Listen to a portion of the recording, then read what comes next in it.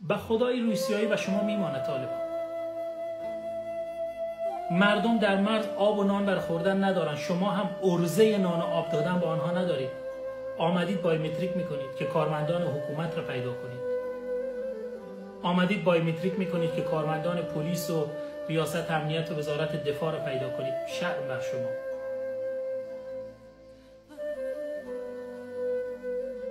دکتر نجیب یک زمانی میگفت که با بیل و کلنگ بجنگید با پاکستان.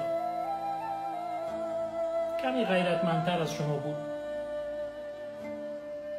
شما سیال که سیال پس کند. در افغانستان یک ضرب المثل اشتباس میگن، سرش باید بزنیم، سر دادن هم اشتباس. اما شما در برابر ایرانی ها خجالت نمیکشید. حکومت طالبان